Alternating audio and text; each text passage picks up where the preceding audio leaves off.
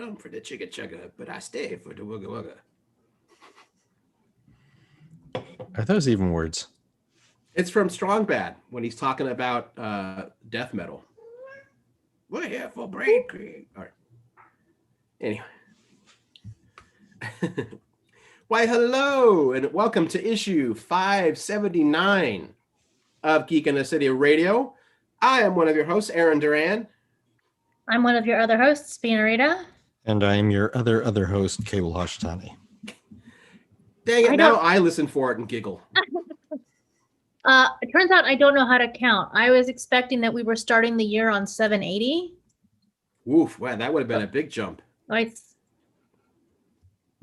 No, wait, what number did you say we're on? 579. Okay, I'm sorry, I meant 580. I thought we were starting the year on a round number, essentially. It would have been nice. Like, part of me, I mean, maybe we should just go back and say that it's issue 580. And when someone asks, what about 579? We're like, oh, you missed it. It's gone. I don't know. I'm just a little baby. I'm sorry, I can't stop doing that. What's that from?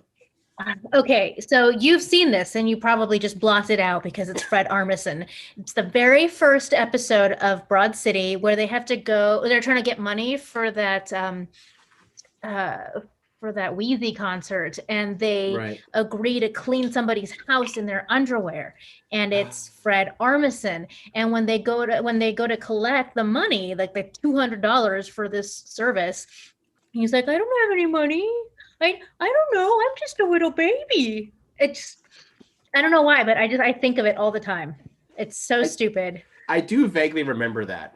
It's amazing I remember any full episode of Broad City, considering what condition I'm usually in when I watch it.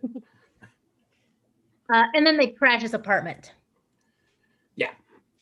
The only one I really, really remember is when then we'll get to the show here in a minute, is when when one of them's house sitting for a friend, a rich friend, and they try out like the real fancy bidet that has like 20 settings, and they invite people over and all sit on it. And that's Ilana's, she babysits their son for this rich family. Yeah, they're like, oh. Apparently I watch a lot of Broad City. Just know these things off the top of my head. I watched a lot for a while. Yeah, for sure. I might watch some more after the show. So how's everyone's year begun? Bit more positive? Yeah. I mean, we're like 5 days in.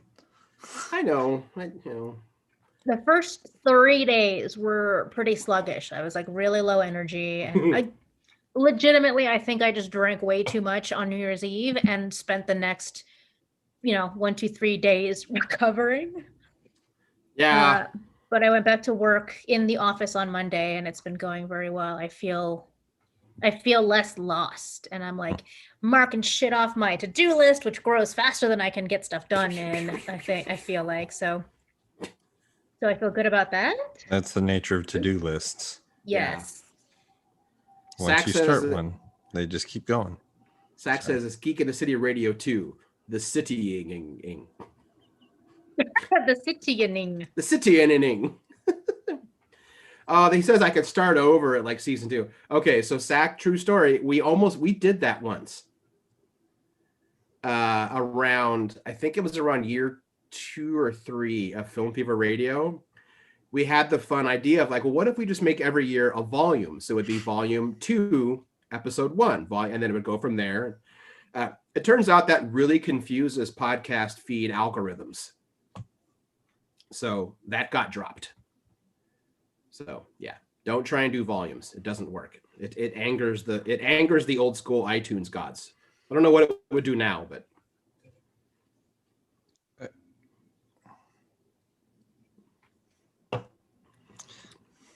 things have gotten for the way Library more of Congress. Why can't it work for iTunes?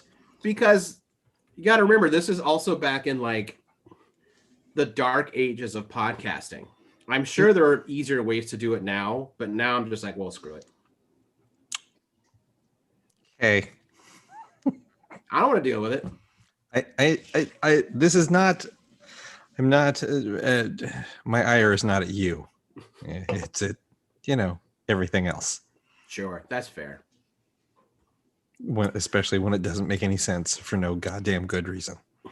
The answer like a is lot always of things. Yeah, I think the answer is always cuz.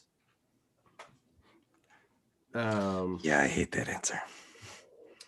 I'm trying to think if I watched anything interesting over the past week or so. I mean, we're going to get to one of them later on in the show, like the big thing that I believe we've all watched. I did not break down. I did watch the second Star Wars Galaxy or Gallery about Mandalorian season 2. It was very nice. It was fun. I still need to watch that. I loved the first one. I'm still as amazing as the episode about the volume was. I think the episode that really threw me that I thought was going to be, I'm like, this one's not going to be as interesting. And I'm like, oh, this was the most interesting episode, was the one about what's his name? Ludwig Gunnarsson, the composer. Oh, and his giant recorder. And everything that he did for the music for that show, and just watching him, it's like you are standing tall and firm in the shadow of John Williams, and you are showing absolutely zero fear, but you still respect the fact that you are standing in the shadow of John Williams, and you are trying to create something that somehow manages to blend perfectly with everything that Williams did. And and there's I'm impressed by that. I was really, really impressed by like the level of composition that he did. And I like how he got the job. Like, oh, he's friends with, with Donald Glover and director of Creed and Fruitville Station and Black Panther. Damn it. Ryan Coogler. Thank you. They're the ones that went, oh yeah, you should hire this guy. Yeah. And so they did. Yeah. And he just comes in with his recorder. It's like, this is what I got. That right there. It's pretty genius. That's the theme. Yeah. And when he unpacks that giant recorder, like how giddy he was that he had found like the world's biggest recorder. Mm-hmm. Yeah. What I love is other musicians and other composers who watch the show, like they will do a screenshot of him in his studio just to point out some obscure instrument or some extremely rare instrument on his wall in his collection. They're like, that son of a bitch has this thing. Can you believe that? Son of a bitch. Yeah. I also kind of like where like he's known for more kind of avant-garde film scores and whatnot. Mm-hmm. But yeah, you could see the kid in him. He's like, but it's Star Wars, which means John Williams. Who doesn't like John Williams' Star Wars score? He has that good that's what's really fun to watch about all the gallery stuff is that a lot of these creators that are known for like really serious pieces, that when it boils down to it, they're like, we all got into cinema because as kids we saw that big ass Star Destroyer and went, what? And it like fired off the imagination. So how are we ever going to say no to giving back to the thing that gave us so much? No matter how commercial it is, how can we say no to it?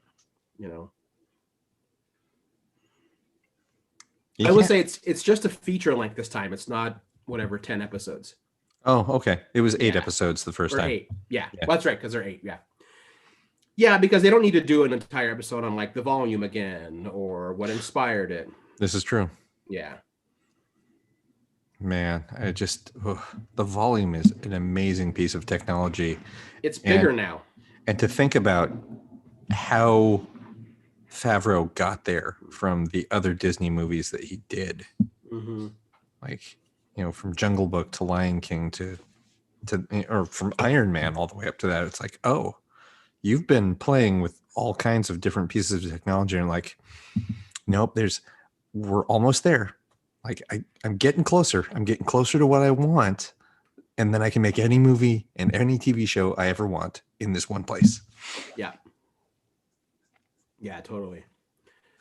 And I do love how all of this was made possible by basically technology that was designed for first-person shooters in like 88 or something like that. Mm-hmm. I'm sorry, you're going to have to elaborate on that one. So the volume is powered by a version, and I'm very much doing like the laced, knowledgeable version, I guess, of the Unreal Engine, which almost every video game you fire up now, you'll get the logo that says Unreal. And it's a real-time processing graphic engine. But I want to say the first game was like, and I'm sure, in fact, I feel like I should just look at the chat right now. To see who said what it is. To see who tells me I'm about to get it wrong. Okay, there's no one there yet. I will eventually get corrected by someone when I say this. But I'm trying to think. Well, damn it. I don't remember the first game that was done on it.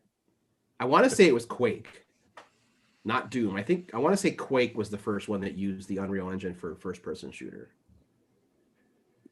I want to agree with you because my instinct is to say Doom, and I think that is wrong. Yeah, I think John Carmack. Sounds familiar though.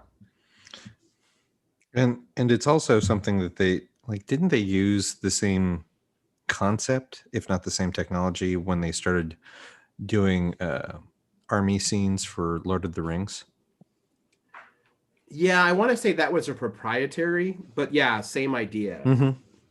It was, but it was the concept of like, oh, we need to model what video games are doing so that you know, they can just do these things. I know the bulk of the Urukai in wide shots of Two Towers it's a gaming AI they created. Like not true AI, but a gaming engine that could kind of think for itself.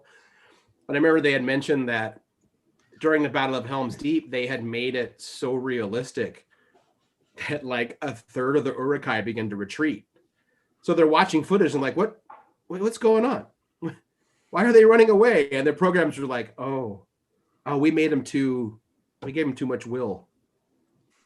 We gave him too much self-will. So yeah, they're retreating. He's like, no, they can't retreat. Take that out of the program. Whoops. Yeah, which is kind of great. I think there was a game called Unreal also that really pushed it. You see if I'm being yelled at in the chat yet. I think you're right, and I don't think it really went anywhere. Like the engine is has more fame than the actual game. Sax says Quake? Yeah, I think it's Quake. But I feel like there was a game called Unreal. They tried it, but I think, Quake. That was the big one. Well, it was like this was a few years ago when they were going to make Mouse Guard into a movie, like a CGI animated film, and the filmmakers had used the Unreal Engine to create like a 10-minute scene as a proof of concept that an animated Mouse Guard would work. Not like, look at this technology, but just like, look, this will be a compelling movie. Yes, it's about mice, but look how great it is. And I remember reading one of the reasons why it died is that the studio didn't want to put all this money that was going to be needed for an animation company to do this movie. So it got killed. But I remember like the creators of Mouse Guard were like, well, that proof of concept you showed was really cool. Why don't you just do that? Like, why go through, like, yeah, I know that's animation, but why go to a whole other studio? That looked great. And the studio was like, oh, that's for video games. We're movies, sirs, madams. But that was the attitude for so long. It still is. It still is. No, I know. Same reason why they'll never hire comic book writers to actually write these superhero movies, because they're comics. I mean, in some cases, I think that's a blessing. In others, it's it's a crime. Yes. Especially when said comic book movies have to go, we need someone to fix the script. Go hire the comic book guys. Yeah. I don't care. Just spend whatever it takes. Get them out here. Yeah. Right. Yeah. Not that we've ever heard of that happening. We've never heard that at all. It's, it's like that story that Kevin Smith has told for like years, that when Warner Brothers approached him to do a pass on the Superman script, he's like, why don't you, like, this is great, but why don't you just go to the folks at DC? They've been writing this character for like 50 years. They're like, oh, that's comics. We need screenwriters. And he's like, so you're picking the guy that made like Superman dick jokes as you think that's the guy who knows Superman. He's like, I know him, but not as well as the people that have spent their lives writing the character. So, like, if you think about the level of ineptitude that it takes at the top, like I know that I've rallied on behalf of producers before, because producers do things that other people can't do.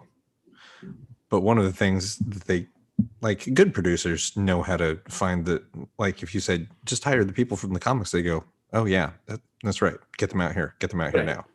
Because they can adapt the writer to the format.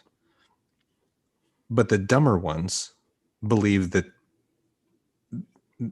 the writer is the format. So you have to have a screenwriter to write a screenplay. You have to have a comic book writer to write a comic book. One, you can't cross the streams. And it's probably encouraged to do that in junior level executives and junior producers because they're dumb. Mm-hmm. And you dumb it down for, like, yeah. And you're covering your own ass. Mm-hmm. Oh yeah, no, I literally... You're trying to make it foolproof. You've worked in the industry. I literally got passed up for a script writing position because their number one criticism of me is that I only wrote comic book scripts. And I was like, I've written screenplays, stage plays, and comic book scripts. It's the hardest one. Mm-hmm. It's the trickiest one to do, but sure, go ahead and tell me that since I've only written a comic script, I can't write another one. Not saying I would not need to learn stuff. You absolutely do, but whatever. This episode is making me squint a lot. I know. We should make it. We should make a Kvetch Fest. There we go. We've got a title already. Kvetch Fest. We're only like 20 minutes in. Very well. How else should we ring in the new year other than griping about everything that is wrong while the year is fresh and we have 360 days to fix it? I was going to say the Gregorian calendar is completely arbitrary, and so why should we do things differently the first show of the year than any other show in the year? So basically what you're saying is you're seeing my pragmatism with nihilism. I mean, isn't that the crux of our friendship, Cable? Yes. Yes, it is. And there's poor Aaron, the lone optimist. He's not the lone optimist. No, optimist isn't even the right word either. The Pollyanna? Compared to the rest of us. Imagine how bad things are going to get when I'm like the really angry one who's like said screw it all. And that's why I'm saying optimist isn't quite correct, because you do have, anger and, disappointment. The most most hopeful out of the three of us? Is that a more accurate way to put it? Like I think we're gonna get to Star Trek one day. You're like, nope, we're gonna hit the expanse, and that's all humanity's gonna do. Mm-hmm. Mm-hmm. Yeah. Humans are garbage, and they, as a group, treat each other like garbage. So it's a more realistic expectation of what will be like in space. Why should we suddenly just believe in socialism just because now we can go to space? We can't even get people to believe in it right the fuck now. Because that's just America. That's not all humanity. And that is not all Americans. Other populations in other countries are also very against the idea of socialism. Not the socialist ones. They seem to be doing fine. Right. But I mean, like Britain is almost equally as bad as we are in terms of what percentage of the population is against certain helpful concepts. Because much like us, the people who are in power are old, white, and conservative. And predominantly male. You're right. And it's almost as if both countries were the target of a very blatant but incredibly effective Russian social operative that completely influenced all forms of social media. It also happened in Brazil, and it's as if the three countries have the same kind of leadership. I've long been fond of Judi Dench's line in the Bond movies where she just goes, "God, I miss the Cold War." I mean, and I will affectionately say that from time to time, but I miss the old Cold War. I'm not really thrilled with the current Cold War of misinformation. It's full of some bullshit and really stupid people. Incredibly stupid people. You just made me think of a picture of an old white maggot with his MAGA hat and a T-shirt that said, "Oh, sorry for." What did it say? Like better dead than a Democrat. For a split second, I thought, like, how do they put a hat on a maggot? But okay, you meant to. That's a wee hat. A maggot. It was basically an updated version of the better dead than red, the anti-Russian Cold War era, sentiment. But updated to say, like, it was better red than Democrat, or better red than blue, or basically they said the takeaway was, I would rather be taken over by Russia than let Democrats take over. Nope, it's good times. I've been listening to a lot about the Georgia runoff election happening today, so I've got a lot of feelings right now. I'm just waiting, and I'll check in on that tomorrow. Yeah, I'm not gonna. What are you doing? I'm more freaking out over the Pennsylvania Assembly. Where the Republicans refused to seat Democrats that won, and it was already verified by the state and every high court, and they just won't seat them. Super.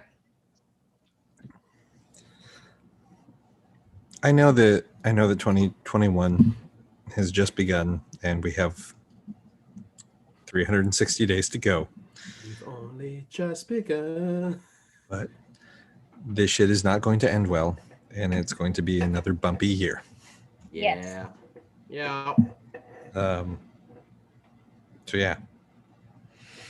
Yay! Buckle up, kids. Okay, lady, hold on to your potatoes. I don't know why I went to a fucking Temple of Doom reference. I don't know. I do, because I just glanced over at my indie poster. I don't remember him saying that. After they fall out of the Club Obi-Wan. And through the roof of the cab? Yeah, and Shorty's driving. Yeah, that's what he says? That's a short round line. Yeah. He says, she says, "Oh my God, there's a kid driving." He says, "Okay, lady, hold on to your potatoes." And he puts down his foot. I love short round. Did not remember that was the line. The potatoes part is the part that I'm like, really? He is one of the few kid sidekicks that I actually find competent and enjoyable in a film. Were it not for short round, Indy would have been lost. That's true. Oh yeah. Short round saved that movie. Yep. Fact. Quit screwing around with that kid. No time for love, Dr. Jones. That's right. There's a lot of call great him Dr. Jones. Doll. Or just that one scene where she won't put her arm through the passage because it's nasty in there, and he's just like, "We are going to die." Mm-hmm. And then he does a frown. He goes, He does this great little frown right after that. It's so good. I'm still bummed we never got more short round in like later tales. Still got that one in the primer ready to go, ready to pull the trigger if Disney ever says like, we're gonna do indie comics. And to put it in World War II, make short round a member of the Chinese Secret Service. Whoa. I think they have to get around to announcing whatever it is that they were planning on doing with that. Yeah.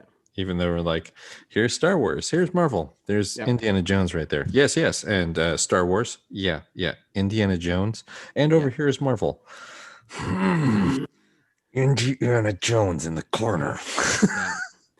Yeah, because you put it when Indy's actually in the army and he's helping out. You know he's still hunting antiquities because you know the Nazis are still going crazy for it. And 1943, 44, short round would be around 17 or 18. He would be totally age appropriate to be in the Chinese army, who are our allies, because then you force both of them to have to work with Lao She. Super sweet. I've given it way too much thought. Yes, you have. Yes, that's what I am unsurprised. That is the title to your memoirs. Given it too much thought. I've given it way too much thought. The Aaron Duran story. Man, I'm gonna have a lot of memoirs for someone that doesn't have a lot of stuff going on right now. That's just right now. Yeah. A lot of people don't have a lot of stuff going on right now. Yeah, no, I guess I gotta get to it. It's like someone just reminded me, they're like, you need to relax. David Chase didn't sell The Sopranos till he was 53. I'm like, yeah, okay. Ooh. That's a long wait. Yeah, well, I'm not gonna wait, but it's like, I mean, all right. Is it a long wait, or is it that was right when it was supposed to happen? Yeah, I guess. I'm sure for him it felt like a long wait, even if it was it happened at the right time. It doesn't change how long it took to get there. Or how long it would feel. It takes as long as it takes. I'm not disagreeing with that at all. Yeah, but all of that is, you get back to the Gregorian calendar is made up and arbitrary. So are all of the stages of when we are supposed to have success in our lives. That's true. What did I see? So I don't know, like a year ago or so, there was that series of tweets. In your 30s, you should have done X, Y, and Z by now. Mm-hmm. Yeah. But the one I saw today was, by the time you're 36, you should have like 2 real friends who live 700 miles away in different directions, and like 700 social media friends who with relationships with whom are so tenuous that disagreeing about the flavor of an orange could make or break it. I feel that the deciding factor there is actually disagreements over which Pop-Tart flavor is the best. Ooh, that's a good one. That is the best one. It's the one that you like. It's the Pop-Tart that you're having right now. That's the best flavor. Sure. That's true. I don't eat a lot Says of the Pop-Tarts, pragmatist. So I don't have a lot of opinions on my toaster pastries. I could not tell you how many years it's been since I've had a toaster pastry. That's fair. I went to the grocery store about a month ago, bought a box of Pop-Tarts, put them in the cupboard. This last time I went grocery shopping, I was tempted to buy Pop-Tarts because I'm like, I still want Pop-Tarts. I should get Pop-Tarts. I don't need Pop-Tarts. And then I got home and went, right, because I already bought them and I still haven't touched the box of Pop-Tarts. Tell you what, I definitely want Pop-Tarts now. I know, now I do. I kind of only buy the Pop-Tarts. I only buy them when they're like a gimmick flavor. Or like a weird tie-in. Mm-hmm. I think my general go-to is either a frosted strawberry or a frosted blueberry. You can never go wrong with a blueberry or strawberry. I don't think I've ever had a blueberry, but strawberry sounds good. Don't they make one that's like birthday cake flavored now? Yeah. Yes. They also do a s'mores one, which is way too sweet. It's super sweet. What's the s'mores sweet? one is the s'mores. No, that because sounds great. It's chocolate and marshmallow cream inside a graham cracker Pop-Tart. Oh, so all the filling is sweet. Yeah. It is a lot. They're good, but I can usually only eat one of the 2 in the package. That's right. You share the package. Yes. That one. Yeah. That weird foil packet that only exists in the realm of Pop-Tarts. You can't buy foil that way. No. The other one that I truly enjoy, and this I think also says a lot about my how I like to flavor my oatmeal, is the brown sugar cinnamon. No, you can never go wrong with brown sugar cinnamon. It's a good classic Pop-Tart. Yeah. Oh, and then you maybe put some. Well, that kind of defeats the purpose of a Pop-Tart.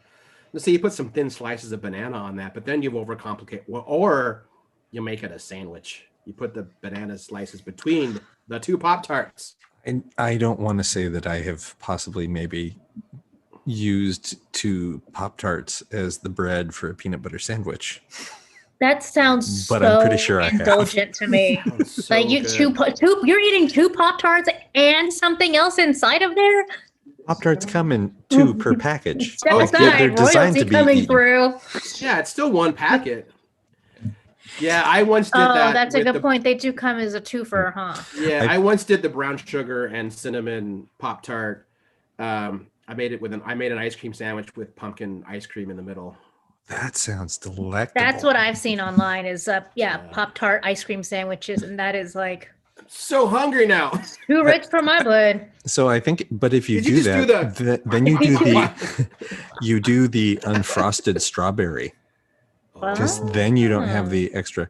And unfrosted strawberry apparently counts like everything that's in it, even though it's still processed food. Vegans can eat unfrosted strawberry Pop-Tarts.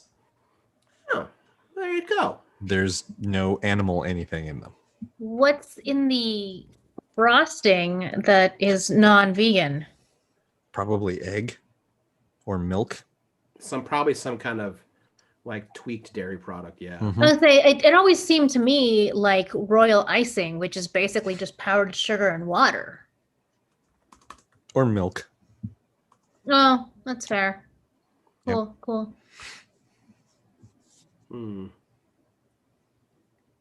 Oh yeah, it does have milk. The frosting. Yeah. Hmm. Yep. Yeah, I think the last time I actually had the last box of Pop-Tarts I ate was probably in September, October when I picked up pumpkin spice.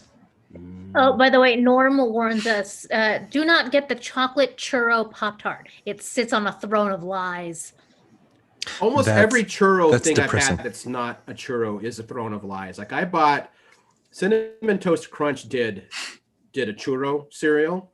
I don't see how you can make it significantly different from a regular Cinnamon Toast Crunch. It just tasted like a Cinnamon Toast Crunch that was way too big. Mm-hmm. So it did all the damage that like Captain Crunch does to your mouth, but at even bigger quantities because like they're the size of half of your thumb. So far, the only thing that I have ever had or made that is in the family of churro that still is faithful to churro is my recipe for churro waffles. What? How come I've never had this made for me, Cable? What the hell, man? I will pull out the recipe and send it over to you. Yes, I feel like that should be one of our like Patreon only live things. Okay.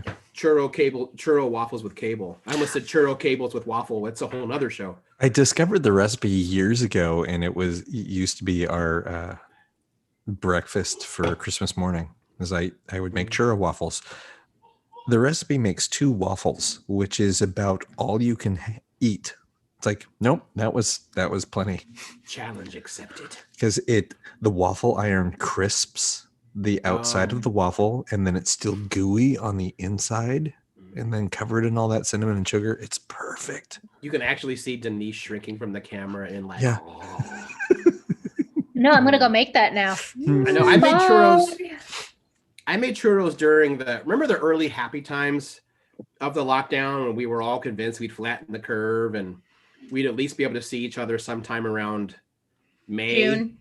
Yeah, no, May, June. I don't remember those times. See, that was my optimism kicking in. Yep. But anyway, like if you have the Disney app, they would share recipes like every few days, and one of them was their churro recipe. I was like, I'm going to make a bucket of churro, which I did. It was great. But now if I just make them, they'll just depress me. No, they won't. I'm going to make some. Like, how can you ever be depressed by churros? Because it makes me miss Disneyland, okay? It's what I am. Hey, they don't own the concept of churros, you know. I know, but I have good memories associated with it. No, but also it uses a lot of eggs. Yep. That's pretty much where like most theme parks in LA seem to be. That's where people get churros. We're not your churro waffles. Uh-huh. We're not calling it that anymore. Why? Waffles. I'm still calling it churro waffles. Thank you very much. Come on. I am First not show of the year. And I'm not even taking credit. It was Norm. It's always Norm. Oh, I'm sorry, lies. It was Sack. Oh, I misaligned those things. I will take it under consideration for the remainder of the podcast and get my verdict at the end of the show. Waffles. Just drink more. Your verdict will improve. I don't know if there's enough rum left in this drink for me to get there, but we'll Speaking try. of which, I don't know if that's a testament against the concept or just a shortage of rum. The rum is not yet gone. There's still half a bottle over there. Can you imagine if you made a rum glaze for your churro waffles? I can imagine it now. The show just turned into food porn. I know. Didn't we have something to talk about today besides sweets of breakfast sweets? Sure, let's talk about Wonder Woman 1984. Oh, God. Which is great because we can talk about the saccharineness of how saccharine it was. Yes, that is a really good way to put that. But one way. I think we're getting ahead of ourselves. Okay, does someone want to give a premise? Also, spoiler alert, because we're probably going to spoil shit for you. Yeah, if you haven't already watched WW84, you can fast forward their podcast. Probably like half an hour. Yeah, that should do. Premise of the movie. Diana is still not over the guy she banged 70 years ago one time. It's set in 1984. Yeah. Who apparently also was a star in the failed Adrian Pilecki TV show. That clip has been circulated. He had forgotten about it. Like someone reminded him. He's like, "Oh right, I was already on Wonder Woman." Wait, what? Yeah, he's in the pilot. He's a cop. Pedro Pascal. Mm-hmm. Anyway, the MacGuffin of the movie is a magical wishing stone that a failed businessman, Maxwell Lord, is trying to find so that he can turn himself into the master of wishes and be all that he can be and more, which is... I took that as a very both subtle and blatant, not admonishment, critique of the decadence of the 80s, and in particular Donald Trump. Yeah, it's definitely there. And yes, there's a lot of Diana 70 years later, kind of, still wanting something for herself. And then you have Kristen Wiig coming to grips with the fact that she's actually a lesbian and then becomes a supervillain. What? Oh, come on. I did not pick up those vibes. How did you not? The first scene that she's in with Diana, all she does is hit on her. Yeah, but to be fair, that's what everyone would do. To be fair. That's kind of what everyone would do. Too, and I'm a pretty low score on the Kinsey scale, but I would still hit on Gal Gadot. Mm-hmm.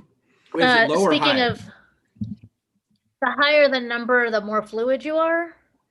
No, yeah, I'm not going to go down that. We're going to get so many like Geek in the City Radio gets problematic with the kids. I'm like, forget it. I'm trying to be problematic. I'm trying to say I'm not that fluid, but I would still hit on Gal Gadot. You know who on I a scale of 1 to Odo, how fluid are you? You know who I wouldn't hit on, and I feel bad for saying so, is Adrian Pilecki as Wonder Woman. It's not a good look. It's really not, and I would so hit on Adrian Pilecki, but not as Wonder Woman. It looks like a fucking Spirit of Halloween costume. Mm-hmm. I'm disappointed. It's an awful costume. I mean, it's as an awful wig. A lot of other people apparently, because it didn't last. Yeah, no, the pilot's bad. Bad. Anyway, moving on. Anyone would hit on Gal Gadot. And Gal Gadot has been pining for the same guy for 70 years. Mm-hmm. Yeah. Still does everything, all her Wonder Woman-y stuff in secret, which I know they've kind of forced the hand because her first global acknowledgement is during Batman v Superman, which is roughly 20 blah, blah, blah. Another 20 years later. Yeah, which always sits wrong with me, but That is what it is. I don't know how you fix that. Other than ignoring Batman v Superman completely and just going right to Justice League. Has Wonder Woman ever that's had exactly what I a did. sidekick or a support person, you know, like an Alfred of sorts? She did, but they all died. Well, yeah, she had Etta Candy. Mm-hmm. And the entire team of Steve's secret commandos. Like the photographs in her apartment told the story of like she clearly kept on past World War I, going on adventures with them. Oh, I must have forgotten about that because I was thinking it was just sort of a one-time thing. Yeah, because it's kind of established that Etta and those commandos find like a fucking mother box and hide it away. Like they hide like the one of them. I don't remember which one, but they find a mother box and like hide it. No, yeah, I guess I forgot that part of the ending. Yeah. Well, it's an after scene, right? Where Etta shows up to the boys in the bar and she's like, yeah. I think so. Yeah. I'm gonna go ahead and say this now before we get further down the road so that people know I enjoyed the movie and I do not get the backlash. I think people's expectations were way too high. And quite honestly, I think that this is exactly what we wanted, in that we wanted a mediocre superhero movie made by a woman who can then go on and keep making more movies, just like all the other men in the industry who have made mediocre superhero movies. Yeah. That's the point of this. Well, I don't think we want mediocre movies. What we want is to not punish female filmmakers for only making a mediocre movie and then no longer being allowed to make more when that's what guys get all the time. So I would have preferred a above mediocre Wonder Woman film. I would have too, but then that puts the expectation of like, well, this person has to make solid gold all the time. Otherwise, we're not going to give her a job. Well, I'd rather have been a really good movie than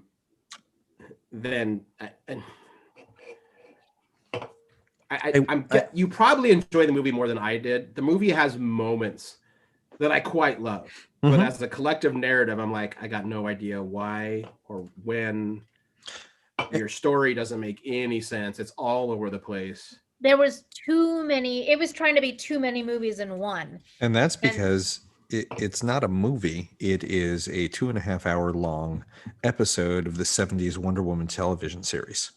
Yeah. I heard a lot of that commentary, but I never watched it. So I did not have that reference to pick up on. Every outfit that Diana wore was some sort of homage to something that Linda Carter wore in the 70s. The color scheme, the design, the fact that their version of the 80s is clearly based on movies about the 80s, as opposed to actually being about the 80s.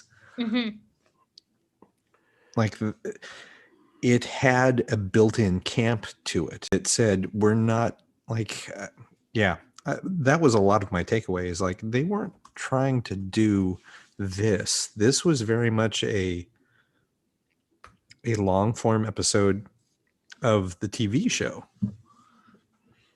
Much the same way that Star Trek Beyond was a long form version of like the TV show, except it was good. And see, I don't even if I didn't pick up on the similarities to the original Wonder Woman TV series, I wouldn't really consider that as big of a crime as the fact that two villains, but one of them gets way more screen time and character dev than the other. The thing I was most looking forward to was Kristen Wiig as Cheetah, and I think they really did that character and thus the actress a disservice. Yeah, as much as I really love Pedro Pascal, and I do, you don't need Maxwell Lord in this movie, like at all. One or the other, but not both, because you're taking away, like they could have gone way deeper with Pedro Pascal's character, or they could have done a sufficient job of telling Cheetah's story, which was, and I'm not going to say that the movie as a whole isn't a little bit ham-fisted, but definitely everything in the development of, is it Miranda? Meredith? Barbara. Barbara Minerva. Dr. Barbara Minerva. Thank you. So Barbara becoming Cheetah and why and who she is and all of that was very, very ham-fisted. Mm-hmm. And if they had just focused on on her, in one film, then they could have done a better job of that, I think. I heard some complaints, like, I don't care about the wishing rock, whatever. It's a superhero movie. If you just create it's a device. Yeah, just create rules around that rock, which they never really followed in that movie. It's just like, in the first Avengers movie, like Loki just pokes someone and they fall under his guise. We find out later it's an Infinity Stone, and since they've set up rules, like, okay, I buy it. So I'll buy that this wishing rock will grant you whatever you want. My issue is that I think what could have been done is that instead of Barbara saying, I want to be like her, it was more like, I want to be her. And that's how you start to remove Diana's powers. Oh, because it more directly correlates between the giving and the taking parts. It works, and it creates a better... And first off, you needed more of a bonding between those two. The connection between Cheetah and Wonder Woman in the comics is meant to be incredibly tragic. Barbara Minerva was one of Diana's best friends and what breaks Diana's heart is that she could never fully save her. It's the same reason why in the Batman comics, Two-Face is Bruce's greatest loss. He can never get Harvey Dent back. He knows he never can. He's going to try every single time. And that would have been something that would have improved the movie and its concepts, as if they already knew each other. Yeah, I mean, yeah. So you still need to do the work of establishing that relationship for the viewer. But... Yeah, even though, by the way, they actually do work in the same department, apparently. And they just never met until the day they're introduced. Well, no, because she had just been hired. Day. Oh, that's right. Okay. Mm-hmm. Well, get rid of that. Just have them be friends. They've been friends for a while. Mm-hmm. But either way, establish that relationship for the viewer. Yeah. The other thing that and this is secondary in my mind, but the other thing that really brings the movie down is it just the solution, like the way she solves the problem and saves the day is so preachy. It's just like, I saved the day with words. I actually like that about Wonder Woman, that I don't like that she spends basically the third half of the movie lying down, being beaten up. And I put that right on Jeff Johns. He definitely loves his women bloody and laying on the ground as they win. Sorry, was that out loud? Mm-hmm. But I do like the idea that Diana does not use her fists or the sword to save the day. She appeals to the love and humanity that she sees in humanity, and that's how she wins. And that is, again, part of the core of the character. Yeah, I just don't like how they did it with her. I don't like how they did it, but I don't mind the idea of that's how she wins. I think maybe that's a little bit more what I mean. It was just like very, oh God, how do I even? It didn't feel genuine. It just felt kind of preachy. And yeah, she's got this legendary armor, but it barely lasts. And yeah, now she is physically damaged. I mean, I know part of that is from the wish situation, but she had already taken it back by the time the final, climactic situation is happening. And she that's still something else. Barely fight, and then she can only use her words. That's the other thing that bugged me.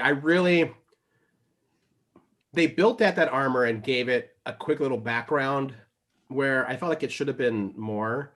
I know they wanted to save Linda Carter for the post-credit or mid-credit little sizzle there, but that's kind of how you do it. Save in this, Diana's now almost completely powerless because Barbara keeps just taking and taking and taking, because now she's gotten a taste from it and she's channeling her past and her anger. And it's like, I'm not going to be weak and picked on ever again. So Diana realizes she has to find the only other Amazon who ever left Paradise Island, or who never went into Paradise Island, because she's got the armor still. It's the only way she can beat Barbara. She doesn't want to have to physically fight Barbara. She knows she has to. The armor is the only thing that's going to give her that edge. So she has to find Linda Carter. And that would have been a cohesive movie with only one villain. I can't beat her. She's getting too strong as I grow weaker. Find the armor, save the day. Probably not save Minerva, but no, you can't, because that's how you appeal. You use Diana. She gets through to Barbara a little bit, enough to crack the veil, and does this is not who you are, because she has to get Barbara Minerva. She has to get cheated to renounce the wish. right. And the thing that Barbara can throw at her is like, well, you still have Steve, so how dare you ask me to give this up? And that's when you have Diana going like, yeah, this is my fault. Not completely, but like, so you have this, both of these coming to this realization. And then if Minerva's wish takes away, like for her to gain power is to take away Wonder Woman's power, then what is the price paid, and by whom, for Steve Trevor to come back? Yeah, we'll get to that here in a minute too.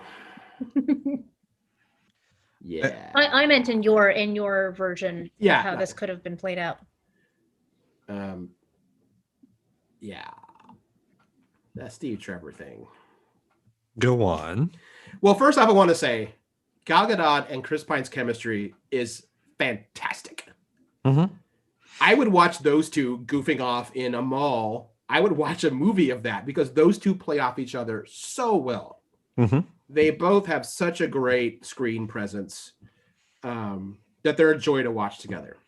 I believe I said aloud while watching it, it's like, that's right, I really like Chris Pine. He's so good. Man, You know, I just that saw a fun. movie he was in where I was like, wait, that's him? I don't remember what it was now, though. But, if you're going to have the wishing stone, just wish him back. Don't put him in the body of a man who no longer has agency over his own body, and then assault Weird. said man. Especially if at the end of the movie you're going to make it extra weird, where she's going to look at him and be like, hey, how's it going? You don't know me, but I've seen you naked. I've had your dong inside me.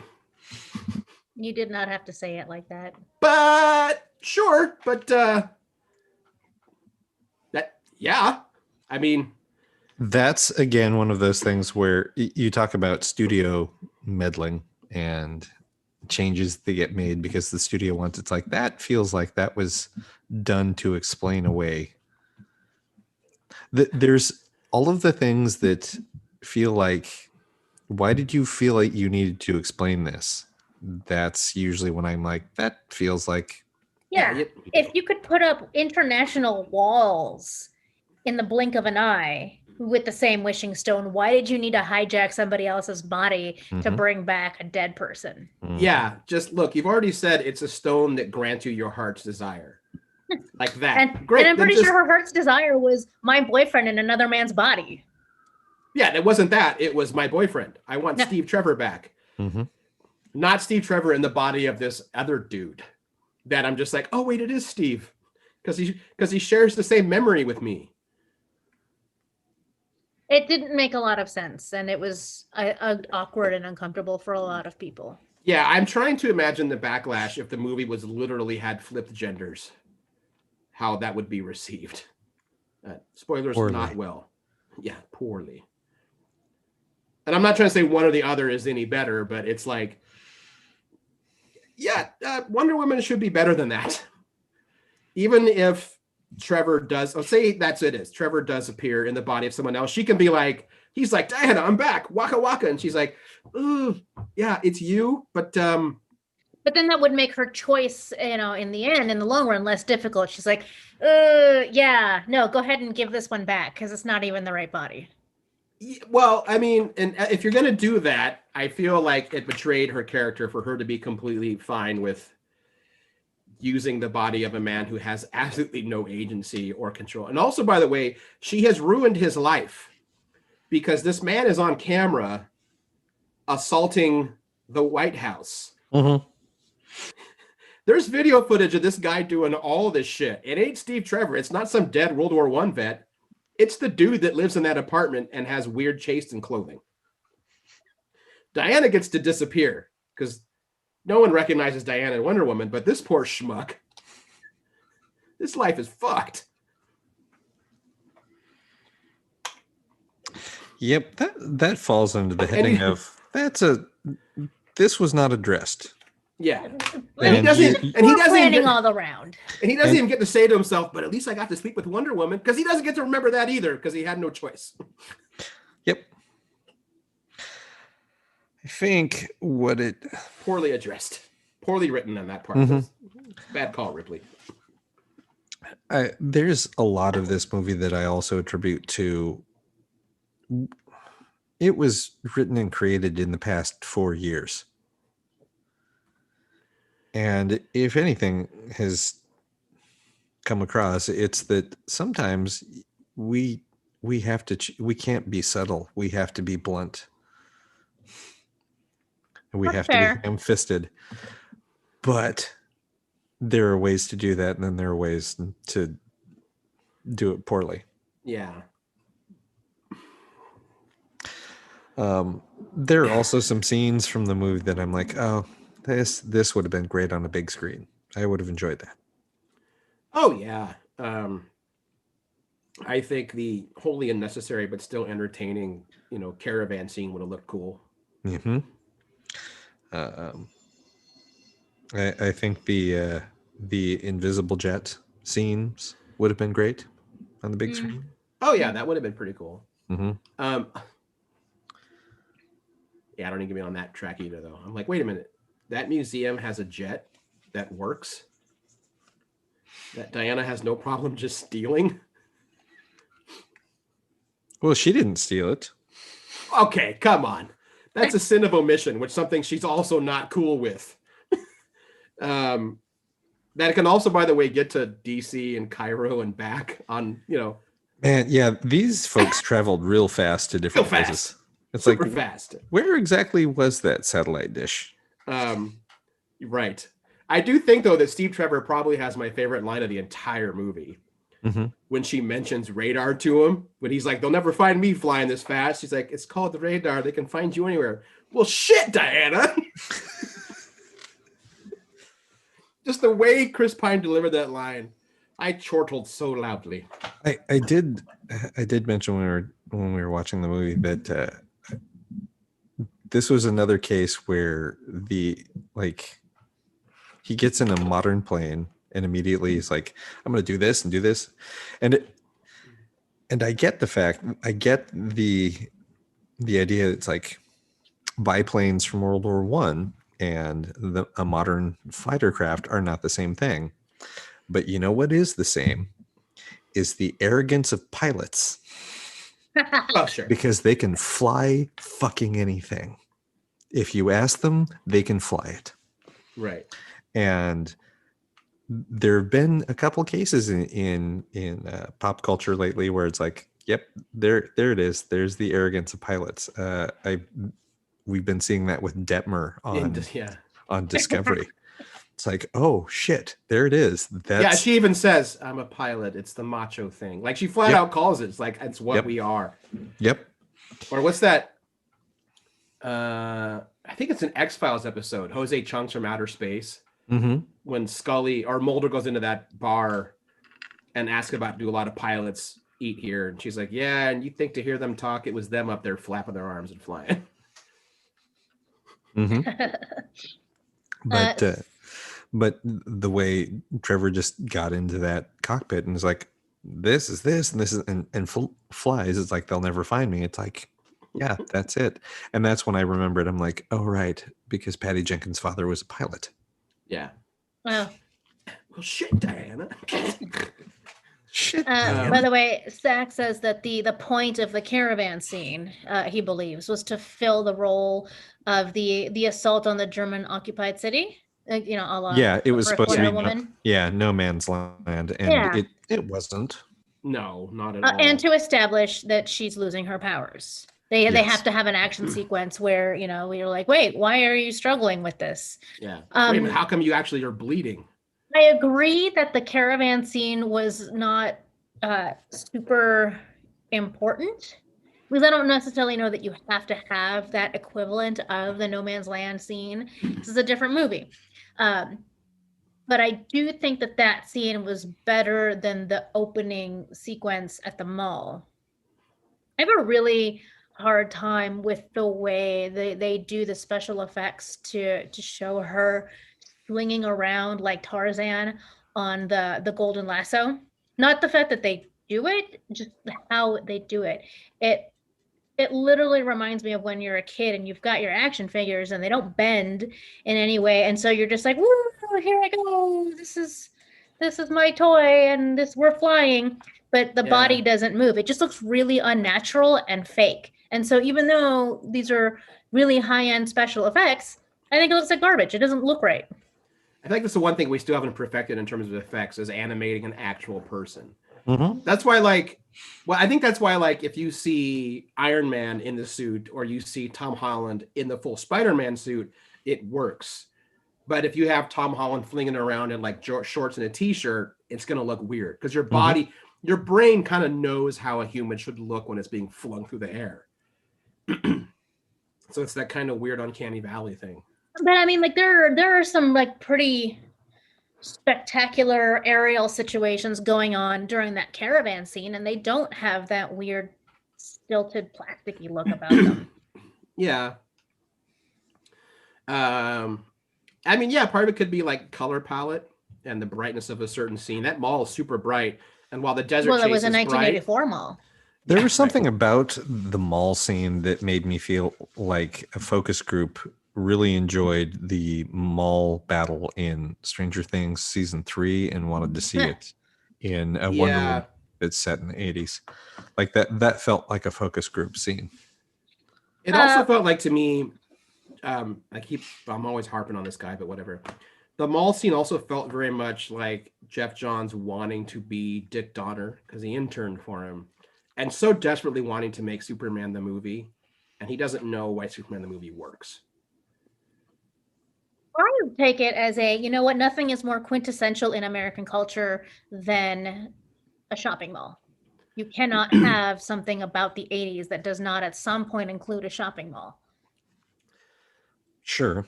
Yeah.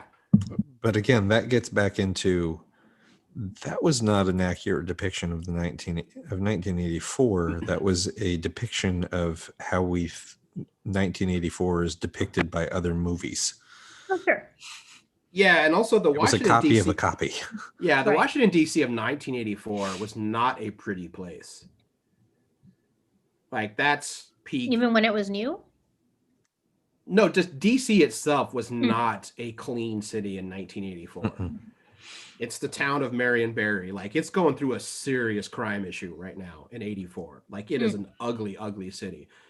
So yeah, Kay, I think what Cable said is right. It's an 84 as depicted through movies that were about the 80s. Mm-hmm. Right. It's a trope of a trope at this point. Yep. Yeah. Movies about the 80s that came out in 2002. Right. Yeah. Yeah, it's not a Wonder Woman movie that I will rewatch very often. And if I do, it will be I will watch scenes and then I'm like, all right. The original one, I can watch pretty much all the way through, even though, except for the ending, that Ares fight that's the studio saying, hey, you got to fight a giant monster. And they're like, but that's not, fight him. All right, fine. Let's do a CGI fight. I agree. It's dopey. Yep. Yeah. Yeah, that was the weakest part of that film. Yeah. For as much as I love the first film, I still think that there are other superhero movies that don't have female leads that did more for the agency of women in superhero movies than the first Wonder Woman did. Mm. I still get back to Pepper Potts is one of the major heroes of Iron Man 3. Pepper Potts is the person who actually takes out the bad guy. Right. Pepper Potts is the person who actually saved Tony twice in that movie. I've never seen Iron Man 3. Oh man. Man, it's a Pepper Pot. Okay, Iron Man 3 it gets hated on by a lot, and everyone who hates it which is wrong. dumb. Yeah. Iron Man 3 is the best of the three of them, and is the only, I think, to this day, the only Marvel superhero movie that has passed the Bechdel test. Interesting. And I noticed it. They got it right the one time. And you notice it, like when I saw that in the theater, like the scene happened, and I sat there for a minute, and I'm like, I'm going to check this later, but I think this movie just passed the Bechdel test because there were no men on the screen, and the two women were not talking about any of the men. Nice. They were specifically talking about their careers. And in defense of Iron Man 3, it's not like I made a choice not to watch it. I saw the first two through no real impetus. It just happened.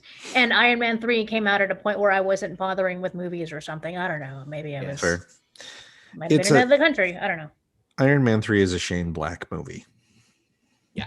I've never been disappointed by a Shane Black movie. So it shares a lot of similarities in narrative to Kiss Kiss Bang Bang.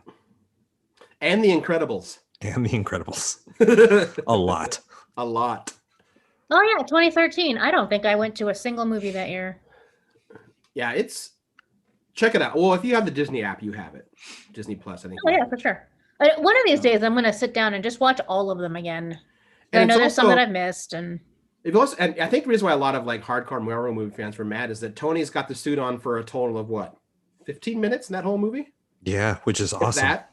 It's not a real like, boom boom beat 'em up. It has those, but not with the Mark V.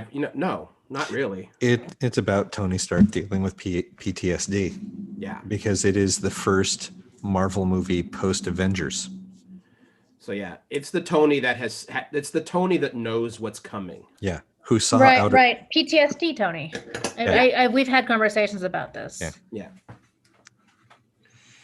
So anyway, yes, like that's a movie that gave better agency to women than the first Wonder Woman movie. Black Panther is another. What are those? Yeah, it's about T'Challa and becoming the Black Panther, but it's also about the fact that all of the women that he is surrounded with, and it is mostly women. All of the influencing people close to him are women. Yep. So, like, I do love Wonder Woman. The first one is great. The second one was entertaining, but it's also not everything that we needed it to be.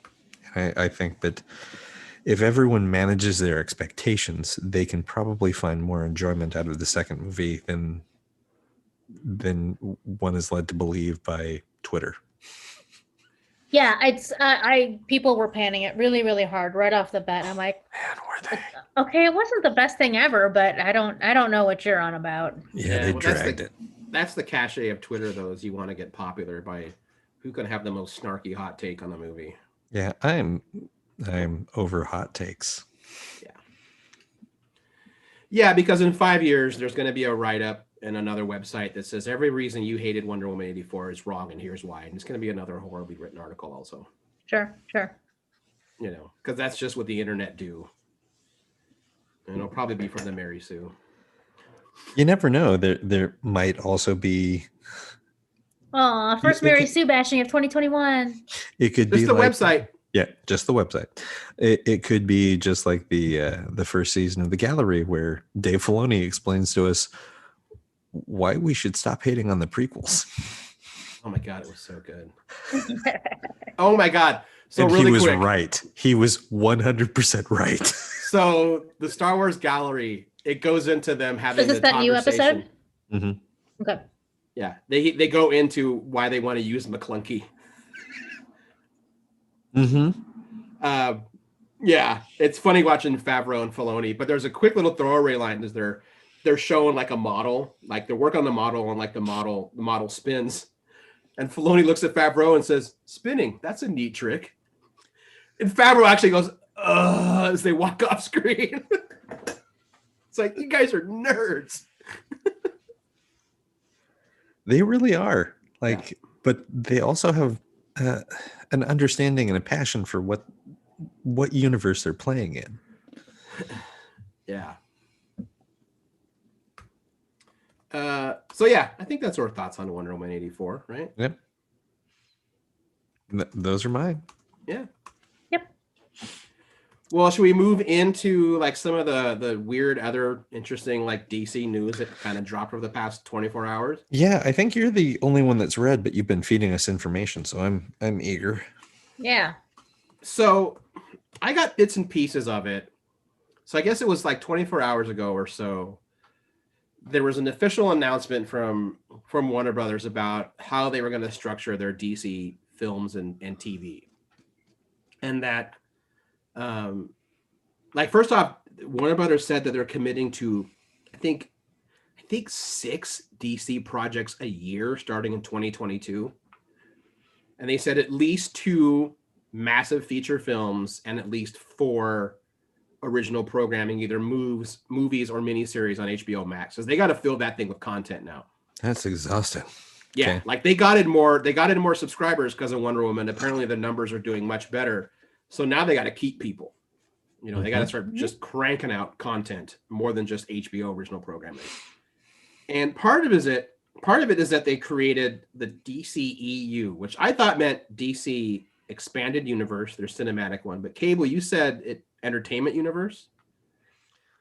I thought it was DC Entertainment Universe. Okay, but I don't know. Yeah, so basically what they said is that there's going to be standalone films that kind of exist on their own, like Robert Pattinson's, The Batman. That exists all on its own. Or like, Joaquin Phoenix on Joker, that exists on its own. It don't tie it into anything. Like a one shot. Yeah, but they're like, but there is going to be this larger story thread. And in doing so, they have said that Michael Keaton is officially the Batman of the DCEU. Extended Universe is what it stands for. Okay. The DC Extended Universe. Okay, that it's Michael Keaton, not Affleck. Because everyone thought that the spin-off, basically that what they now call the Snyderverse, would be the cinematic universe of DC where Wonder Woman exists and blah, blah, blah. And Warner Bros. Have basically said that the Snyder cut of Justice League is a narrative cul-de-sac. That when it's done, it's done. And that the extended universe but it's still going to be the Gal Gadot Wonder Woman. It doesn't make any sense. But the thing that blew people away is that they said Keaton is the official Batman of the DCEU and that we will see him as Batman one more time. Now, that could also first mean his appearance in Flashpoint, which makes me think he's not going to play Thomas Wayne. He's actually going to be Bruce Wayne. Because that was the rumor, since the Flash movie is basically Flashpoint, that he would play Thomas Wayne, but he's not. He's clearly going to play Bruce. Which then got the internet freaking out. We're like, wait, if Keaton comes back as Batman, he's old. Which means only one thing. Old Bruce Wayne, which means Batman Beyond. And that's what kind of got the internet just losing their shit. Like, wait a minute, does that mean that like they're like putting out feelers to how people would think there might be a Batman Beyond movie? And I loved that series. So the idea of there being a Batman Beyond movie or series on HBO, either way, I really like that idea. Because that was a quality show. Yes, it was. So, and that opening theme song is just sucker. That thing just snaps. So it is on their Wikipedia page. The Joker and the Batman existed on separate Earths from each other, as well as separate from the DCEU. Yeah. And then the DCEU is basically Earth 1, while the Batman, which is the Robert Pattinson, is Earth 2. So basically, we now live in the multiverse. The movies exist in a multiverse. Yes. I think means one day. Sorry, I'm nerding out. We could get an actual cinematic crisis. That'd be so dumb and nerdy and dumb. That's a lot. If that is the direction they're going, then they have their television cousins to thank for it. Oh yeah, the Flash, Grant Gustin Flash meeting Ezra Miller Flash was the link. Yeah, going, oh, this is a thing. Yeah. Yeah, it's just like, the old comic nerd in me just loves that idea. I don't know if it's a good idea, but I like to relish in that. But sure. But I do think there's actually a lot of potential in a Batman Beyond, either film or series. I mean, think about it. The type of, even just the design of the show was way ahead of its time. The type of stories they were telling were very different. But that also gives kind of DC to have like a blank slate with that character. It doesn't have to be like a white dude as Terry McGinnis. You can literally have anyone be Terry McGinnis. I mean, hell, Terry's a gender neutral name to begin with. Like you literally have, especially if you do it like way in the future, where we're dealing with issues like we're not dealing with, but where we've expanded and are better with issues of like gender, and now they're dealing with transhumanism. There's so much you could tell story to be told in the Batman Beyond universe, in addition to just Batman fighting future crime. Like there's so many ways they could go with this. And you have Michael Keaton as the crusty, grumpy Bruce Wayne. There's a lot that can be done. There's a lot of potential, and I would be worried that they would then just squander all that potential. I think one of the things that made Batman Beyond appealing for me is Batman was not just fighting criminals. He was fighting unchecked capitalism. Yes, he was. And the robber barons that it produced. Yeah. And if there's a time for that to be for an unsubtle attack on robber barons and the capitalism, rampant capitalism. I mean, it's certainly less subtle it's more subtle than, dragging guillotines out in the street. Right. Yes. And I'm almost there. But yeah. And it's interesting is that even in Batman Begins, in oh my god, Beyond. Batman Beyond, like Bruce Wayne is no longer like the richest person in the world. Yeah, he's still a billionaire. But a lot of the episodes of Batman Beyond deals with Bruce Wayne fighting off hostile takeovers because he knows what these people will do if they ever control Wayne Enterprises. They'll weaponize it. Mm-hmm. So his attitude eventually is, I will tear my company to the ground before I let them take over. Because it's not a pride thing. It's I know what will happen kind of thing. Mm-hmm. Also, the other reason why I would love like the Batman Beyond universe to extend is that the first episode of Batman Beyond shows old Bruce in the suit. He literally quits being Batman because he picks up a gun. Mm-hmm. Doesn't even use it. He picks it up and points it at a bad guy, and that wrecks him to the core, and he says never again, and he retires Batman, where he knows that I almost did it. And just so everyone's clear, he picks it up because he starts having a heart attack in the middle of a fight, and they have him dead to rights. Yeah, and he grabs the gun. Only way to save his own life is to pick up a gun. Yeah. By the way, at this point, all of the top headlines regarding this story are saying, no, relax. Michael Keaton is not replacing Robert Pattinson as Batman. Oh man, people are dumb. See, this is again what I was talking about during Wonder Woman. It's like we have moved past this being able to be subtle. We have to spell things out for people. What's his face had to specify, no, sorry, I just mean he's going to be in the Flash. Mm-hmm. That's all I meant. Yeah. I'm also looking through email. This is episode 580. Is it really? It is. Your Patreon. Oh, God damn it. That's right. Yeah. Last week was 579. So this is 580. All right. Do you want to start over real quick? All right, everybody. Why, hello, and welcome to issue 580 of Geek in the City Radio. I'm one of your hosts, Aaron Duran. I'm one of your other hosts, Pina Rita. And I'm your other host, Cable Hajtani. How's your guys' week going? How's the new year? See, now you can just splice that in. It's fine. Do I? I think it's better. Actually, I don't. It's hilarious. Leave it. Leave it. No, cut it and clip it into the beginning, but not the very beginning. Make it a second intro after some rewind noises. Yeah, but leave this part here anyway. Mm-hmm. Oh, also that. So everyone's going to get 3 intros in this episode. Bam, bam, bam. Just front loading all of the intros for the year. Yeah. It's great. I love it.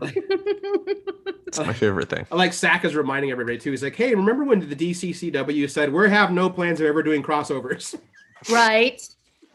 Yeah, I think so. that was the first lie they told us, and then we got used to them lying to us all the time about, oh, we're never going to do this. You're doing it right now. Yeah. But I bet you there is a goodly contingent of fans of DC movies who don't necessarily watch any of the DC shows, the Arrowverse, as it were. Yeah, and so for them, this is a whole new concept about being lied to about crossovers.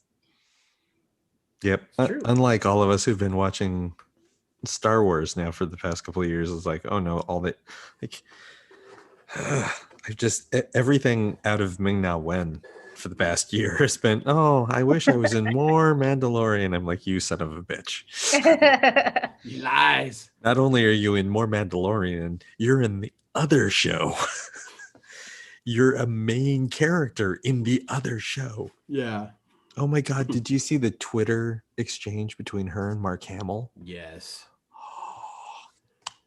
I hadn't heard about it. Merrick showed it to me last night. And I'm like, I'm going to cry. Yeah, watching those two go back and forth was... Yeah, they're just like, you're great. No, you're great. Aww. But you did all this. Yeah, but you've done all this. You're great. But you're great. It's like, this is, yep. That's the content that I want from my Star Wars heroes. Yeah, it's pretty wonderful. Seems like a good place to kind of wrap the show on a happy note. Indeed. I don't know what we're doing for the rest of the month. We haven't really planned anything out. That's a really good question. We need to have Greg and Edelin back on. That's true. Oh, and next week we will be doing our final talk on Star Trek Discovery Season 3. Oh, God, yeah. Oh, that's true, because we have to actually cover the last 3 episodes. Yeah, because we're intentionally saving them all. So we might want to just do only that next week. I think I'm so. good with that. That sounds good. We can tease that with, it's made from our shit. Also, who didn't think that was true? Like, I mean, it's made from every bit of waste. That was a line for people who never conceptualized what it's like to live in space with limited resourses. Yeah. Genuinely limited resources. I saw, like, I don't know what site it was, one of the horrible sites like CBR or Screen Rant. They're like, the most recent episode of Discovery finally answers a question that Trek fans have wondered since TNG. And I'm like, who wondered that? Except that's not true. I chose not to wonder or think about it. I was happy to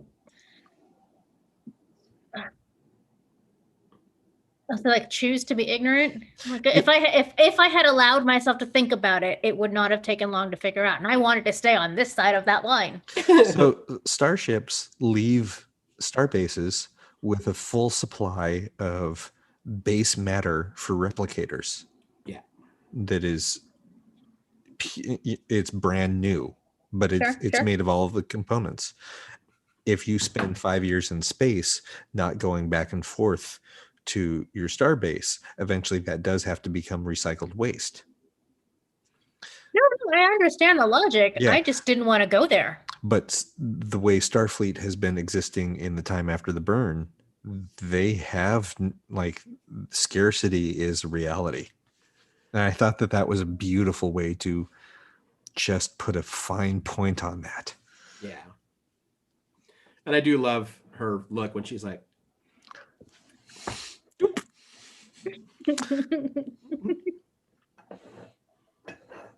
that's pretty good. Yeah. Well, we can't go into. Otherwise, we'll start talking about Star Trek. So Save it for next week. That's why I wanted to tease that. That's a perfect little tease because if we can get that nerdy about that little bit, just wait. I hope we don't lose him in the season finale.